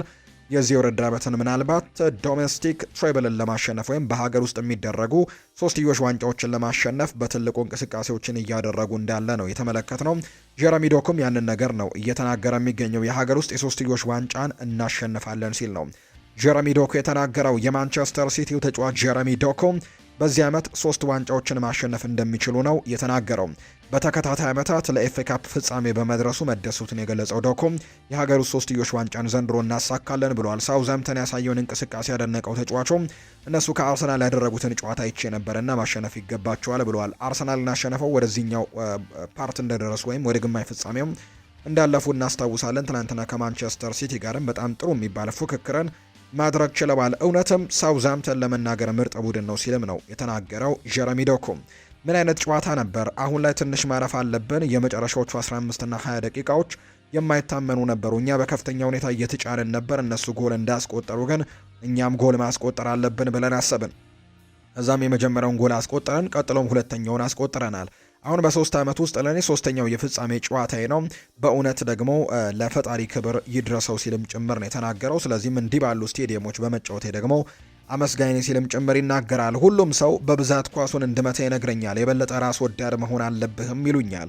ኳሱን አጥፌ ስወጣም በመጀመሪያ ሀሳቤ ግን ማን ነው ክፍት ቦታ ላይ ያለው የሚለውን ለመመልከት ነበር የሞከርኩት፣ ነገር ግን አልሆነም። ለምሳሌ ሳቪኒሆ ኳሱን ሳቀበል ምናልባትን እኔ መምታት ነበረብኝ፣ የበለጠ ራስ ወዳድም መሆን ነበረብኝ ብሏል። በተለይ በመጨረሻዎቹ አካባቢዎች ላይ ግብ ጠባቂው ጭምር ወጥቶ ያገኘውን አጋጣሚ ጭምር መሞከር ሲገባው ቶሎ ኳሱን ግን ለሳቪኒዮ የሰጠበት አጋጣሚ ጭምር እንደነበር እናስታውሳለን። ሳቪኒዮ ሞክሮት ግን ወደ ጎልነት አልተቀየረምና ያንን ነገር ላይ ራሴ መወሰን ነበረብኝ ወይም ራስ ወዳድ መሆን ነበረብኝ ሲልም ጭምር መናገሩን የተመለከት ነው። ፔፕ ጓርዲዮላ ስለ ኒኮ ጎንዛሌስ ተናግሯል። ያገባው ጎል እጅግ አስደናቂ ነበር፣ ይገባዋል ሲልም ነው የተናገረው። ኒኮ ጎንዛሌስ ድንቅ የውድድር ዘመንን እያሳለፈ ነው የሚገኘው። ሮድሪን መተካት ደግሞ ቀላል አይደለም፣ እሱ ግን እየሞከረ ነው ብለዋል። እሱ በራሱ ላይ የበለጠ መተማመን ያለበት ተጫዋች ነው። ይህንን ማድረግ እችላለሁ፣ የበለጠ ንቁ መሆን አለብኝ ብሎ ማመን ይኖርበታል። አንዳንድ ጊዜም ጥንቃቄን መርጦ ይጫወታል። ነገር ግን ጎል ለማስቆጠር የወሰደው ተነሳሽነት አንድ የተከላካይ አማካይ ሊኖረው የሚገባ አይነት አስተሳሰብ ነው ሲልም ነው የተናገረውና ጥሩ ልጅ ነው፣ ገና ወጣት ነው፣ በጣም ብዙ ነገሮችንም ሊያሻሽል ይችላል ተብሎ ነው የሚታሰበው። ማንቸስተር ሲቲ በፍጹም በዚህ ሀገር ውስጥ ከተመሰረተ ጀምሮ እስካሁን ድረስ በ4 ተከታታይ ዓመታት የኤፍኤ ካፕ ፍጻሜ ላይ የደረሰ ምንም አይነት ቡድን የለምና እኛ የመጀመሪያው ነን ሲልም ነው ፔፕ ጓርዲዮላ ከትላንትናው ጨዋታ በኋላ ሀሳቡን የሰጠው። የትላንትናው ጨዋታ ማንቸስተር ሲቲዎች በድል አጠናቀዋል፣ ወደ ፍጻሜ ማለፋቸውን አረጋግጠዋል። የፍጻሜ ተፋላሚው ደግሞ አንደኛው ቡድን ዛሬ ነው የሚለየው። ማንቸስተር ሲቲ ወደ ዌምብሌ ፍጻሜ ተፋላሚ መሆኑን ማረጋገጡን ትላንትና ተመልክተናል። ቀጣዩ ደግሞ ተፋላሚ ቡድን ዛሬ በሚደረገው ጨዋታ የሚወሰን ይሆናል። አሰልጣኙን ያሰናበተው ቼልሲ ከሊድስ ዩናይትድ ጋር የሚያደርገው ጨዋታ ዛሬ ወሳኝ ይሆናል ተብሎ ይታሰባል። የዚህ ጨዋታ አሸናፊ ሌላኛው ወደ ፍጻሜ አላፊ ቡድን ይሆናል ተብሎ ይታሰባል። ማክፋለርን ይህንን ጨዋታ ይመሩታል ተብሏል። በቼልሲ በኩል በዋና አሰልጣኝነት ይመሩታል። በጊዜያዊ አሰልጣኝነት ቢመጡም በቼልሲ በኩል በዛሬው ጨዋታ ላይ ረጅም ጊዜ ጉዳት ላይ የሚገኘው ላቪ ኮልዊልን ጨምሮ ኤስቴቫኦ ዊሊያን፣ ጄሚ ባይኖ ጌቴንስ እና ፊሊፕ ዮርገንሰን በዛሬው ጨዋታ ላይ አይኖሩም። ምናልባት ግን የሩይስ ጄምስ፣ የዣኦ ፔድሮ እና የኮል ፓልመር ጉዳይ በእርግጠኝነት መናገር የሚቻልበት አይደለም። ምናልባት ሊመለሱ የሚችሉበት እድሉ እንዳለ ይፋ ተደርጓል። ያለፉትን የእነዚህ ሁለት ቡድኖች የቼልሲና የሊድስ ዩናይትድን የእርስ በርስ ግንኙነት ከተመለከተን በዚህ የውድድር ዓመት በተገናኙባቸው ሁለቱ ጨዋታዎች ላይ ቼልሲ ጥሩ ውጤት አልቀናውም። ባለፈው በስታንፈርድ ብሪጅ በቅርቡ ባደረጉት ጨዋታ ላይ ፌብሩዋሪ ላይ የተደረገ ጨዋታ ነው። ቼልሲ ከሊድስ ጋር 2-2 በሆነ ውጤት ነበር ያጠናቀቀው። በመጀመሪያው ዙር ደግሞ ሊድስ ዩናይትድ በተለይ ዳንኤል ፋርካ የመሰናበት አደጋ በተጋረጠባቸው ጊዜ የተደረገ ጨዋታ እንደነበር እናስታውሳለን። ያኔ ደግሞ በኤላንድ ሮድ ሊድስ ዩናይትድ ቼልሲን 3-1 አሸንፎ ነበርና በደርሶ መልስ 4 ነጥቦችን ማግኘት ችሏል ሊድስ ዩናይትድ ከቼልሲ። ስለዚህ የዛሬው ጨዋታ ይጠበቃል። 90,000 ደጋፊዎችን በሚይዘው ዌምብሌይ ስቴዲየም ይደረጋል ተብሎ ይታሰባል። ጃሬድ ጊሌት ደግሞ ይህንን ጨዋታ በመሃል ዳኝነት ይመሩታል። ቼልሲ ግን የዛሬውን ጨዋታ አሸንፎ ወደ ቀጣዩ ዙር ለማለፍ የተሻለ ግምት የተሰጠው ቡድን እንደሆነ ነው የተመለከትነው። በአጠቃላይ ትላንትና የተደረጉ የእንግሊዝ ፕሪምየር ሊግና የኤፍኤ ካፕ መርሃ ግብር እነዚህ ነው የሚመስሉት። የደረጃ ሰንጠረዡን እንመልከት። የተወዳጁ የእንግሊዝ ፕሪምየር ሊግን አርሰናል ትላንትና ማሸነፉን ተከትሎ በ3 ነጥቦች በልጦ 73 ነጥቦችን በመሰብሰብ አንደኛ ደረጃ ላይ ተቀምጧል። 38 ንጹህ ጎሎች አሉት። ትላንትና አንድ ጎል ማስቆጠሩን ተከትሎ በአንጻሩ ማንቸስተር ሲቲ አንድ ቀሪ ጨዋታ ይኖረዋል። 33 ጨዋታዎችን ያደረገው 70 ነጥቦችን ሰብስቦ 37 ንጹህ ጎል አለው። የቀጣዮቹ ጨዋታዎች ለአርሰናልም ለማንቸስተር ሲቲ እጅግ ወሳኝ ይሆናሉ ተብሎ ይታሰባል። ሶስተኛ ደረጃ ላይ የተቀመጠው ማንቸስተር ዩናይትድ ነው። አንድ ቀሪ ጨዋታ አለው። የፊታችን ሰኞ የሚደረግ መርሃ ግብር ነው። ከብሬንትፈርድ ጋር የሚደረገው ጨዋታ ይጠበቀዋል። ከዛ ውጭ ግን 58 ነጥቦችን በመሰብሰብ ሶስተኛ ነው። ሊቨርፑል በ58 ነጥቦች አራተኛ፣ አስተን ቪላም በተመሳሳይ 58 ነጥቦች አምስተኛ ደረጃ ላይ ተቀምጧል። የጎል ልዩነቶች ብቻ ነው ሶስቱም በ58 ነጥብ ላይ ተቀምጠው ነው የምንመለከተው። ብራይተን 6ኛ ደረጃ ላይ ተቀምጧል። ቦርንመዝ 7ኛ ነው። ቸልሲ በአንጻሩ 8ኛ ደረጃ ላይ የተቀመጠ ቡድን እንደሆነ ነው የተመለከት ነው። በደረጃ ሰንጠረዡ ግርጌ ላይ ቶትንሃም ሆትስፐርስ በ34 ነጥቦች 18ኛ፣ በርንሌ እና ወልቭስ በ20 እና በ17 ነጥብ መውረዳቸውን ያረጋገጡ ናቸው። ዌስትሃም ዩናይትድ በ36 ነጥቦች ደግሞ 17ኛ ደረጃ ላይ ነው የተቀመጡት። ከፍተኛ ግብ አስቆጣሪነቱን ኤርሊንግ ብራውት በ24 ግቦች ይመራዋል። ኢጎር ቲያጎ በ21 ግቦች ሁለተኛ ደረጃ ላይ ተቀምጠዋል። አንቷን ሴሜንዮ በ15 ግቦች ሶስተኛ ደረጃ ላይ የተቀመጠም ተጫዋች ሆኖ ነው የተመለከት ነው።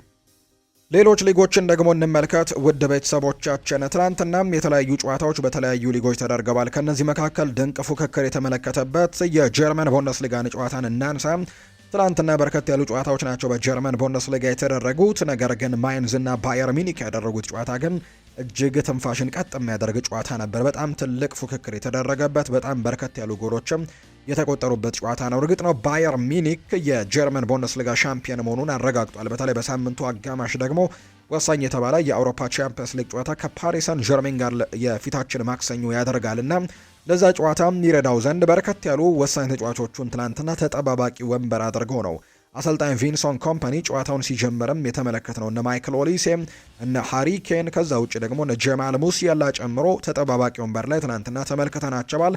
ነገር ግን ማይንዞች በኮር በኔብል እና በቤከር አማካኝነት 3 ጎሎችን ያስቆጥረው ጨዋታውን 3-0 መምራታቸው ግን ወሳኝ ተጫዋቾቹን ቀይሮ እንዲያስገባም አስገድዶታል። አሰልጣኝ ቪንሰንት ኮምፓኒን የቡንደስሊጋው ሻምፒዮን ባየር ሚኒክ ከሜንዝ ጋር ያደረገውን ጨዋታ ከመመራት ተነስቶ ከ3-0 መመራት ተነስቶ ነው ማሸነፍ የቻለው። ባየር ሚኒክ እስከ 53ኛው ደቂቃ ድረስ 3-0 ሲመሩ እንደነበር ተመልክተናል። ነገር ግን በተከታታይ ባስቆጠሯቸው 4 ጎሎች ግን ጨዋታውን 4-3 በሆነ ውጤት ማሸነፍ ችሏል።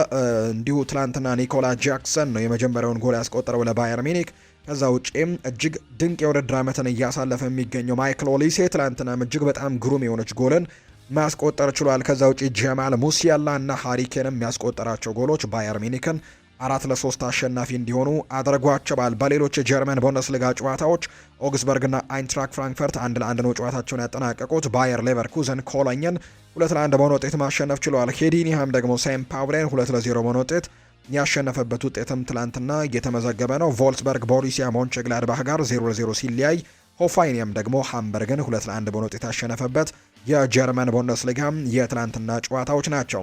ዛሬ በጀርመን ቡንደስሊጋ 2 ጨዋታዎች ናቸው የሚደረጉት። ስቱትጋርትና ቨርደር ብሬመን ጨዋታቸውን ያደርጋሉ። ከዛ ውጪ ቦሩሲያ ዶርትመንድ በሜዳው ሲግናል ኢዱና ፓርክ ከፍራይበርግ ጋር የሚያደርገው ጨዋታ ምሽት 12 ሰዓት ከ30 ሲል የሚደረግ ሌላኛው ጨዋታ ነው። በስፓኒሽ ላሊጋም ትላንትና ጨዋታ ተደርጓል። ባርሴሎና መሪነቱን ያጠናከረበት ውጤትን ነው ማስመዝገብ የቻለው። የላሊጋው መሪ ባርሴሎና ከሄታፌ ጋር ያደረገውን ጨዋታ 2-0 በሆነ ውጤት ትላንትና አሸንፈዋል። ያለ ላሚን ያማል ነው ትላንትና ጨዋታቸውን ያደረጉት። በተለይ በዚህ ውድድር ዓመት ላሚን ያማል መልሶ ለባርሴሎና ግልጋሎቱን እንደማይሰጥ የተረጋገጠ ጉዳይ እንደሆነ ይታወቃል። ትላንትና ባርሴሎና መሪነቱን አጠናክሯል። የላሊጋው መሪ ባርሴሎና ከሄታፌ ጋር ያደረገውን ጨዋታ 2-0 በሆነ ውጤት ያሸነፈው የባርሴሎናን የድል ግብ ማርከስ ራሽፎርድ እና ፈርሚን ሎፔዝ ማስቆጠር ችሏል። ባርሴሎና ላሊጋውን በ11 ነጥብ ልዩነት በመምራት ላይ እንደሚገኝ ነው የተረጋገጠው።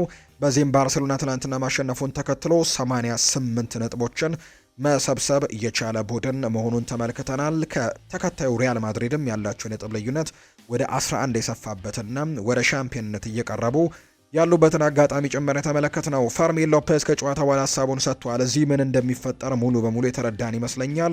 ጥቂት እድሎች እንደሚኖሩ እናውቅ ነበር፣ ነገር ግን ጥሩ ተጫውተናል። በመከላከልና በማጥቃትም በጣም ጥሩ ነበርን ሲል ነው የተናገረው። በተገኙት እድሎችም አስቆጥረናል ብሏል። ትላንት ፈርሚንና ራሽፈርድ ናቸው ጎሎቹን ያስቆጠሩት። እንዲህ ጎሉን ለላሚን ያማል ስለመስጠትም ወይም ጎል ካስቆጠረ በኋላ ላሚን ያማልን አስታውሰዋል። ጓደኛዬ ስለሆነ ነው ያንን ያደረኩት ብሏል። አብረን ነው ወደ ዋናው ቡድን ያደግነው፣ እናም ደግሞ ጉዳት ስላጋጠመው አዝኛለሁ። በዚህ ውድድር ዘመን በቀሪው ጊዜም መጫወት አይችልም፣ ነገር ግን ዋናው ነገር በጥሩ ሁኔታ አገግሞ ለዓለም ዋንጫው መዘጋጀቱ ነው ሲል ይናገራል ፈርሚን ሎፔዝ። ሃንስ ፍሊክም እንዲሁ ተናግረዋል። ዛሬ ፍጹም የሚባል ጨዋታን ተጫውተናል፣ የሚጠበቅብንን ስራን ሰርተናል፣ ምክንያቱም በዚህ ስቴዲየም መጫወት በጣም ከባድ ነው ሲልም ይናገራል። ሃንስ ፍሊክ ይቀጥልና ላሊጋን ስለማሸነፍ አትጠይቁኝ፣ እያሰብን ያለነው ስለሚቀጥለው ጨዋታ ብቻ ነው። ማክበር ካለብን ዋንጫውን ካሸነፍን በኋላ እናከብረዋለን ሲልም ይናገራል ሃንስ ፍሊክ። ፔድሪ በሄታፊ ደጋፊዎች ሲጨበጨብለት ማየት ትልቅ የስፖርታዊ ጨዋነት ምሳሌ ነው ብለዋል ሃንስ ፍሊክ። የሚጫወትበት መንገድ፣ ሜንታሊቲው፣ ብቃቱ ከደጋፊዎች ክብር አስገኝቶለታልና በጣም የሚደነቅ ተጫዋች ነው ብለዋል። ትላንትና ለፔድሪ የሄታፌ ደጋፊዎችም አድናቆታቸውን ሲሰጡትና ሲያጨበጭቡለትም ጭምር ተመልክተናል። ስለ ኤል ክላሲኮ ጥያቄም ቀርቦለት ነበር። ስለ ኤል ክላሲኮ በፍጹም አናስብም፣ ስለ ቀጣዩ ጨዋታ ነው እያሰብን ያለ ነው ሲልም ይናገራል። ስለ ራሽፈርድን ብቃት ተጠይቀው ነበር። እሱ ማየት የምፈልገው ይህኛውን ጎል እንዲያስቆጠር ወይም ደግሞ እንዳስቆጠሩ አይነት ጥሩ ነገሮችን ሲያሳይ ማየት ነው።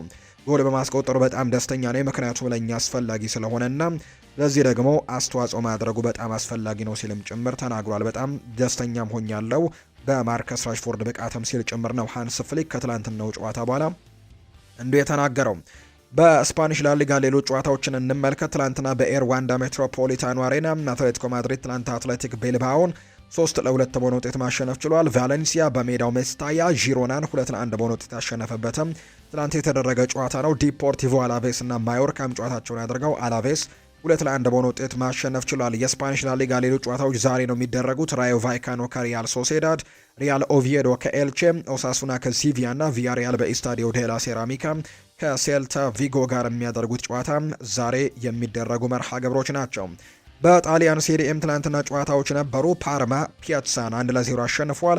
የጃምፔሮ ጋስፔሬኖ ቡድን ሮማ ቦሎኛን 2-0 በሆነ ውጤት ያሸነፈበትም ውጤት ነበር። ቬሮና እና ሊቼ ደግሞ 0-0 በሆናቸው ውጤት ነው ያጠናቀቁት። ዛሬ ፊዮረንቲና ከሳሶሎ፣ ጄኖዋ ከኮሞ፣ ቶሪኖ ከኢንተር ሚላን እና ኤሲ ሚላን በሜዳው ሳንሴሮ ጁሴፔ ማይትሳ ከዩቬንቱስ ጋር የሚያደርጉት ጨዋታም ዛሬ የሚጠበቁ ጨዋታዎች ናቸው።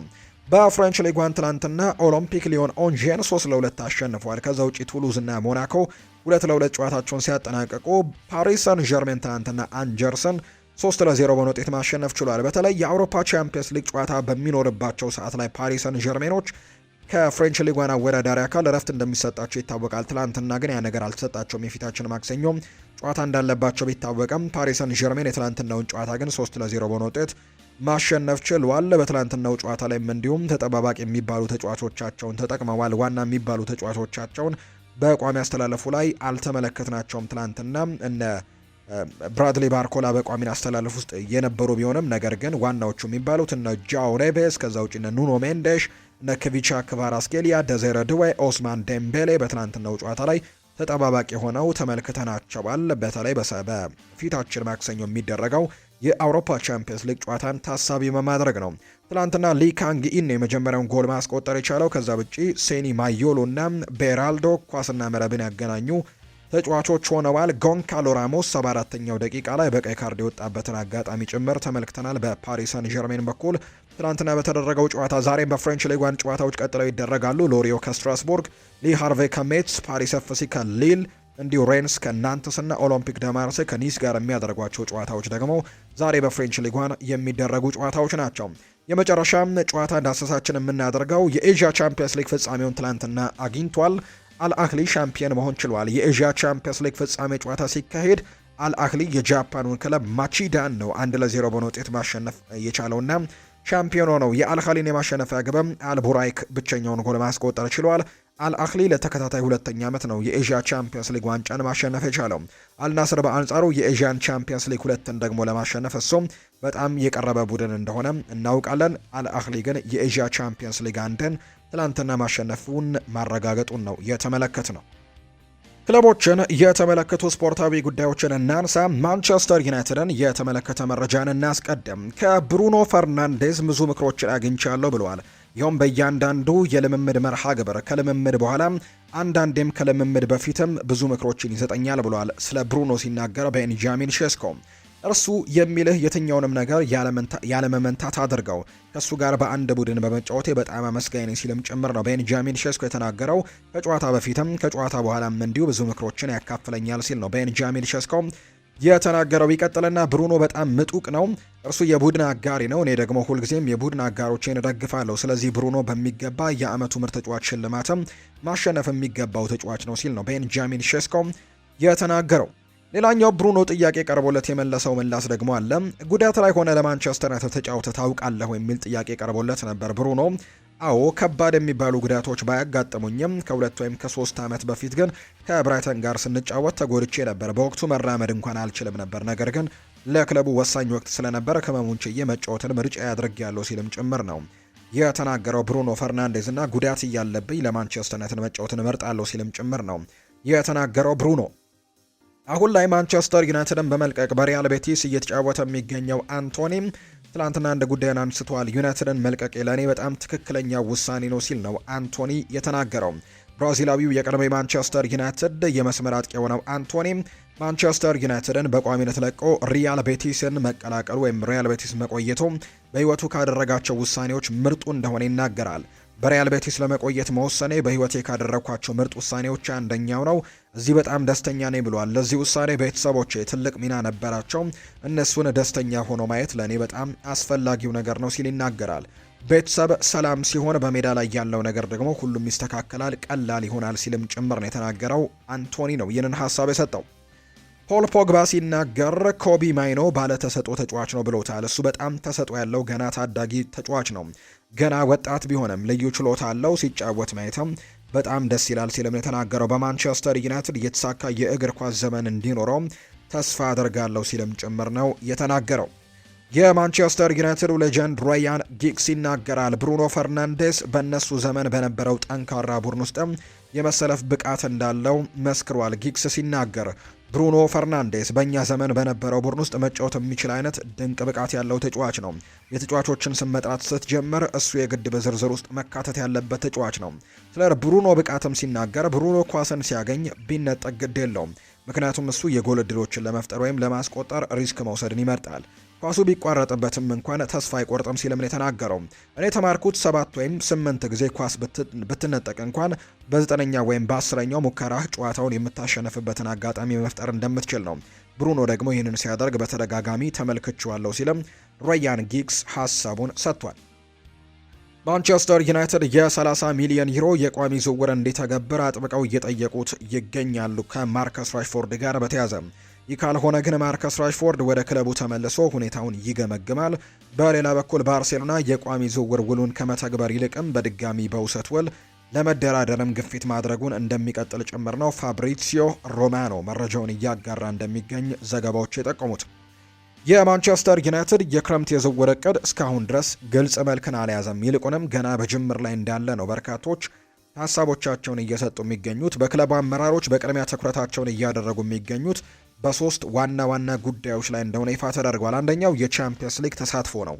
በመጀመሪያ ለቀጣዩ ዓመት በታላቁ መድረክ መሳተፋቸውን ማረጋገጥ ይኖርባቸዋል ተብሎ ነው የሚታመነው። እርግጥ ነው ለማረጋገጥ በጣም ቅርብ እንደሆኑ ይታወቃል። 3ኛ ደረጃ ላይ ነው የተቀመጡት። ከዛ ውጭ ደግሞ ዘንድሮ በአውሮፓ ቻምፒየንስ ሊግ 5 ክለቦች ናቸው ከፕሪሚየር ሊጉ የሚሳተፉትና 5ቱ ደረጃዎች ውስጥ ይዞ ለማጠናቀቅ በጣም ትልቅ እድል ያለው ቡድን እንደሆነ ይታወቃልና በዚህ ምክንያትም የቻምፒየንስ ሊግ ተሳትፎን ለማረጋገጥ ቅርብ ናቸው። ነገር ግን ትኩረት የሚያደርጉት የመጀመሪያው ቻምፒየንስ ሊግ መሳተፋቸውን ማረጋገጥ ላይ ነው። ሁለተኛ የአሰልጣኙን ዕጣ ፈንታ ስለመወሰን ላይ እንግዲህ እቅዶችን አድርገዋል። በማይክል ካሪክ ዙሪያ የመጨረሻውና ቁርጥ ያለው ውሳኔ መስጠት ያስፈልጋል። ማንቸስተር ዩናይትድ ሌላ አሰልጣኝን ማምጣት የሚያስብ ከሆነ ስለ እሱ አሰልጣኝ ቶሎ መወሰን ይኖርባቸዋል። ከዛ ውጪ ደግሞ እንዲሁ ደግሞ ስለ ሌላኛው ነገር ማሰብ ያለባቸው ጉዳይ ደግሞ ማይክል ካሪክን ቋሚ አሰልጣኝ መቀጠል ደግሞ የሚችሉ ከሆነ ደግሞ እሱንም መወሰን ይኖርባቸዋል። ስለ አሰልጣኝ ሁኔታ ወይም ዕጣ ፈንታ ቶሎ ውሳኔ መስጠት ሌላኛው እቅዳቸው እንደሆነ ተነግሯል። ሌላኛው የዝውውር እቅድ ነው። እነዚህ ሁለት ነጥቦች ምላሽ ካገኙ በኋላ የቻምፒየንስ ሊግ ተሳትፎ ከተረጋገጠና የአሰልጣኙ ዕጣ ፈንታ ከተወሰነ በኋላ እነዚህ ሁለት ምላሾች ካገኙ በኋላ ወደ ክረምቱ የዝውውር ስራዎች በይፋ መግባት ይፈልጋሉ ሲልም ጭምር ዘገባው ይፋ አድርጓል። ካርሎስ ባሌባ ዩናይትድን መቀላቀል ይፈልጋል ተብሏል። የብራይተኑ አማካይ የሆነው ካርሎስ ባሌባ ማንቸስተር ዩናይትድን መቀላቀል ትልቁ ዓላማው ወይም ደግሞ ትልቁ ፍላጎቱ ተብሏል። ተጫዋቹ ባሳለፍነው ክረምት የዝውውር መስኮት ስሙ ከማንቸስተር ዩናይትድ ጋር ሲያያዝ እንደነበረ እናስታውሳለን። በክለቡና ተጫዋቹ መካከልም ያለው ደግሞ ክረምት ጀምሮ በግል ጉዳዮች ላይ ከስምምነት እንደደረሱ የሚያሳዩ ነገሮች ናቸው የተገለጹት። አሁን ላይ ውሳኔው የማንቸስተር ዩናይትድ መሆኑ ሲገለጽ በዚህ ዓመት እሱን ለማስፈረም ስለመፈለጋቸው ግን አልተገለጸም። ማንቸስተር ዩናይትዶች በዚህ ክረምት ቢያንስ 2 ጥሩ የአማካይ ቦታ ተሰላፊ ተጫዋቾችን ለመፈለግም ወይም ለማስፈረምም እቅድ እንደያዙ ጭምር ነው ፋብሪሲዮ ሮማኖ መረጃውን እያጋራ የሚገኘው። ስኮት ማክቶሚኔ ጥሩ የሆነው በአንቶኒዮ ኮንቴ ምክንያት ነው ብለዋል ፖል ላቤሌ ፖግባ ሲናገር።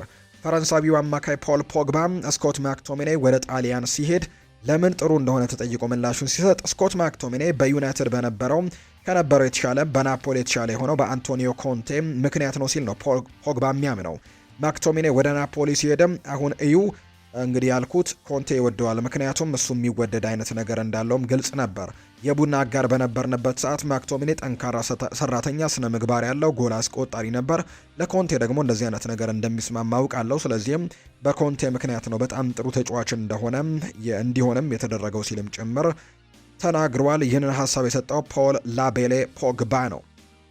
ሊቨርፑልን የተመለከተ መረጃን እናንሳ። ደንዘል ደምፍሪስ የሚከታተለው ቡድን ሊቨርፑል ሲሆን በጥር የዝውውር መስኮት ላይ እሱን ፈልገውት ስለነበር አሁንም ወደ ዝውውር የማይገቡበት ምንም ምክንያት የለም ብሏል ፋብሪሲዮ ሲናገር። በተለይም የጀረሚ ፍሬምፖንግ እና የኮነር ብራድሌይ ተደጋጋሚ ጉዳቶችን በዛ ቦታ ላይ ተጫዋቾችን እንዲመለከቱ ሳያስገድዳቸው አይቀርም። ስለዚህም ደንዘል ደምፍሪስን በዛ ቦታ ላይ ለማስፈረም ሙከራዎችን ያደርጋሉ ተብሎ እንደሚታሰብ ነው ፋብሪሲዮ ሮማኖ መረጃውን ይፋ ያደረገው። በሊቨርፑልና በአሌክሲ ማካሊስተር መካከል በአዲስ ኮንትራት ዙሪያ ንግግር አልተደረገም ብሏል ፖል ጆይስ ነው ይህንን ሀሳብ የሰጠው። አሌክሲ ማካሊስተር እስካሁን በሊቨርፑል የመቆየቱና ያለመቆየቱ ነገር ምንም የተረጋገጠ ነገር እንደሌለው ነው ፖል ጆይስ መረጃውን ያጋራው። በዚህ የቼልሲ ጉዳዮችን እናንሳ። ማክፋርለርን ይናገራል። ኤንዞ ፈርናንዴስ፣ ፔድሮ ኔቶ፣ ዣኦ ፔድሮን ካገኟቸውና እነዚህን ተጫዋቾች በትክክለኛ ቦታ ላይ ካደረኳቸው የእግር ኳስ ጨዋታዎችን ማሸነፍ እንችላለን ብሏል ማክፋርለን ሲናገር። ኤንዞ ማሬስካም ስለ ዣኦ ፔድሮ ተናግሮ የነበረውን ሀሳብ እንንገራቸው። ዣኦ ፔድሮ ጎሎችን ያስቆጥራል፣ እንዲሁም ለጎል የሚሆኑ ኳሶችን ያቀብላል። እሱ የተለየ አይነት የጨዋታ ዘይቤ ያለው አጥቂ ነው። ከዚህ በተጨማሪም ከፍሎሚኔንሴ ጋር ስንጫወትም ያገባቸውን ጎሎች አተርሷቸው። የዛ መሰል ከቦክስ ውጪ ጎሎችን ለማግኘትና ተቃራኒ ክለብን ለማጨናነቅም ወሳኝ ነው። በብራይተን ግራ መስመር አጥቂና በ10 ቁጥር በነበር የሚጫወተው ከስንት አንዴ ነበር 9 ቁጥር ሆኖ የሚጫወተውና የተጫዋች ጥሩ ጎል የማስቆጠር ክህሎት አለው ሲልም ጭምር ተናግሮለት ነበር። የሪያል ማድሪድ ጉዳዮችን እናንሳ። በሚቀጥለው የውድድር ዘመን ማውሪዚዮ ፖቼቲኖ የሪያል ማድሪድ አዲስ አሰልጣኝ እንደሚሆን ይሰማኛል ብለዋል የቅርብ የመረጃ ምንጭ ሲናገር። ክለቡ አዲሱን አሰልጣኝ በይፋ ለማሳወቅ ብዙ ጊዜም የሚቆይ አይመስለኝም በማለት ነው ማግኒቲዮ ኮፔ ሀሳቡን እየሰጠም የሚገኘው። በሪያል ማድሪድ ውስጥ የሚገኙ ሁሉም አካላት ክለቡ አዲስ ጅምር ወይም ፍሬሽ ሪስታርትም እንደሚያስፈልገው ያምናሉ። ስራውም ተጀምሯል። ምንም እንኳን መሰረታዊ የሆነ አብዮታዊ ለውጥ ባይኖርም ክለቡ ግን ስብስቡን በማጠናከርና መጠነኛ ማስተካከያዎችን በማድረግ ላይ ነው የሚገኘው። በተጨማሪም በአዲስ አሰልጣኝ ዙሪያም ስራዎች እየተከናወኑ እንደሚገኝ ተነግሯል። እንግዲህ ሪያል ማድሪድ አዲሱ አሰልጣኝ ተግባቢ ወይም ጉድ ኮሚኒኬተር እንዲሆንም ይፈልጋሉ።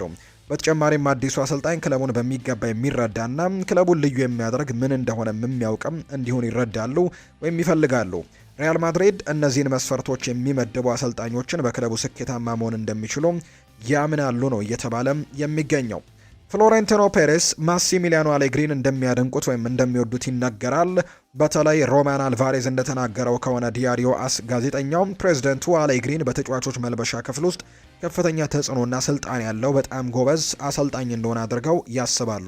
ስለዚህ ፍሎሬንቲኖ ፔሬስ ማሲሚሊያኖ አሌግሪን እጅግ እንደሚወዱት ነው ይፋ የተደረገው። ሪያል ማድሪድ በጃንዋሪ የዝውውር መስኮት ለፋራን ጋርሲያ ከፕሪሚየር ሊጉ ክለብ የ30 ሚሊዮን ዩሮ የዝውውር ጥያቄ ቀርቦለት ነበር። ፋራን ጋርሲያ ጥያቄውን የተቀበለው ሲሆን አርቤሎዋም ፍቃዱን ሰጥቶ ነበር። ይሁን እንጂ ፍሎሬንቲኖ ፔሬዝ በጃንዋሪ ወር ስብስቡን በፍጹም ለመቀየር የእርሱ ፍልስፍናና መመሪያ እንደሆነ ስለሚያምን የቀረበውን ጥያቄም ሳያየው አይሆንም በማለትም ነው ውድቅ ያደረገው። የፍሎሬንቲኖ ፔሬዝ ስትራቴጂ ግልጽ ነው። በጃንዋሪ የዝውውር መስኮት መግባትም መውጣትም የለም የሚል እንደሆነ ጭምር ነው የተነገረው። በኤምባፔና በአርቤሎዋ መካከል ግን ያለው ግንኙነት ጥሩ አይደለም ተብሏል። ኤምባፔ ከዣቪ አሎንዞ ጋር ካለው ግንኙነት ይልቅ ከአርቤሎዋ ጋር ያለው ግንኙነት በጣም ደካማ ነው በማለትም ነው ኮፕ የተባለው የመረጃ ምንጭ ይፋ ያደረገው። ኬሊያን ኤምባፔም በሪያል ማድሪድ ያለው ሁኔታ በጣም ተቆጥቷል ተብሏል። በዚህ ጉዳይ ላይ ወይም በጉዳዩ ላይ በርካታ ተጫዋቾች ጋርም የግል ንግግሮችን ያደርጓል። ምክንያቱም በቡድን ውስጥ ያሉ አንዳንድ ተጫዋቾች የውድድር ዘመኑ እንዳበላሹትም ያምናል። ጁድ ቤሊንጋም ኤምባፔ ችግር ካጋጠመው ተጫዋቾች አንደኛው ነው። ምክንያቱም ቤሊንጋም የኤምባፔን ደካማ አፈጻጸም ደፍረው ከጠየቁት ጥቂት ተጫዋቾች መካከልም አንደኛው በመሆኑ እንደሆነ ጭምር ነው የተነገረውና ኬሊያን ኤምባፔ በሪያል ማድሪድ ባለው ሁኔታ በጣም እንደተቆጣ ጭምር ነው የተነገረው። የነበረኝን ነገር በሙሉ ነው ያጣሁት ብሏል። ኤማኑኤል ኤቦዬ ነው ይህንን ሀሳብ የሰጠው። ልጆቼን አፍቀውኛል። የቅርብ ፎቶአቸውን እንኳን ለማሳየት አልፈቀደችልኝም። የቀድሞው የአርሰናል ተከላካይ ኢማኑኤል ኤቦዬ ከቀድሞ ባለቤቱ ጋር ሲለያይ ሁሉ ነገሩን ማጣቱንና ልጆቹን ማየት እንዳልቻለ ጭምር ይናገራል።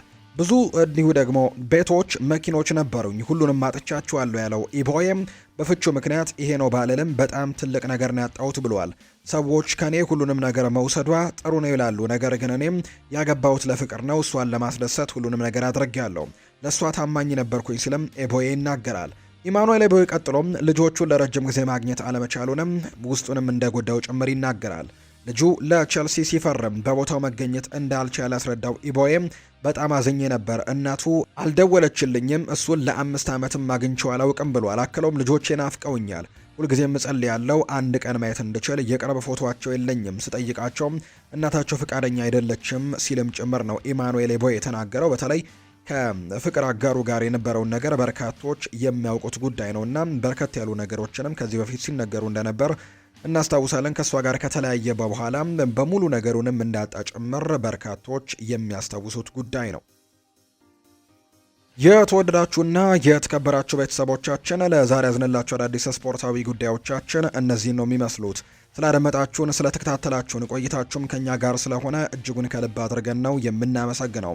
የዛሬ ፕሮግራማችን ይህንን ይመስል ነበር። በተለይ በምሽቱ በሚኖረው የስፖርት የመረጃ ሰዓታችን ሌሎች አዳዲስ ስፖርታዊ ጉዳዮችን፣ ሌሎች አዳዲስ መረጃዎችን አካተን በድጋሚ ተመልሰን የምንገናኝ ይሆናል። ለዛሬ ግን ስላደመጣችሁኝ፣ ስለተከታተላችሁኝ፣ ቆይታችሁም ከኛ ጋር ስለነበር እጅግ ከልብ አድርገን ነው የምናመሰግነው።